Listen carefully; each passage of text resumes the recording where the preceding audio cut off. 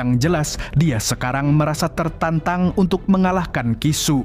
Setelah itu, mari saya ajak warga nobar semua untuk flashback ke masa SMP Yoongi. 1 tahun yang lalu, Yoongi dan Jisung ternyata satu sekolah dengan Kisu yang masih punya rambut. Saat itu, dia dan teman aliansinya membuli Yoongi dan Jisung karena mereka berdua berhasil mengalahkan preman kelas 2. 10만 원씩만 상납해.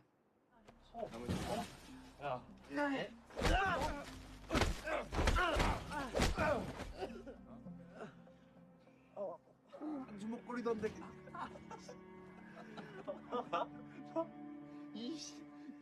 Kisu yang melihat kemampuan serta keberanian mereka akhirnya menawari keduanya untuk bergabung dengan gengnya. Akan tetapi Jisung dengan tegas menolak ajakan tersebut, yang tentu saja hal itu membuat para kelas 3 itu semakin kejam pada mereka. Hingga suatu hari Yoongi dibebaskan karena dia memberikan semua uang sakunya. Di sini dia sebenarnya tidak mau meninggalkan Jisung, namun Jisung menyuruhnya untuk pulang saja. Saat turun dari atap gedung, Yoongi berjalan dengan gelisah karena khawatir akan terjadi apa-apa kepada sahabatnya. Dan ketika dia mau kembali ke atap lagi, Kisu CS ternyata sedang mempermainkan Jisung di tepi atap. Yang naasnya, pegangan mereka meleset dan membuat Jisung terjatuh dari ketinggian 70 meter.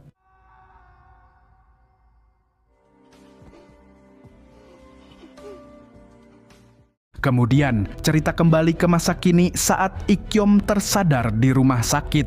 Di sana, Pak Kim ngamuk-ngamuk pada Yoongi karena melibatkan anaknya dalam masalah. Dan tentu saja, Yoongi hanya bisa meminta maaf karena merasa bersalah. Di sini, Pak Kim bertekad untuk melaporkan orang yang membuat anaknya masuk rumah sakit.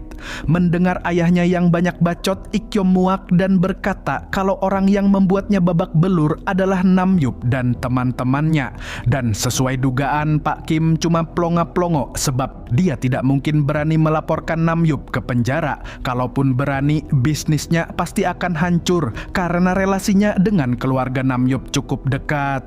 Malamnya, Yoongi yang masih ada di rumah sakit meminta maaf kepada Ikkyom. Namun, Ikkyom tidak mau memperbesar masalahnya.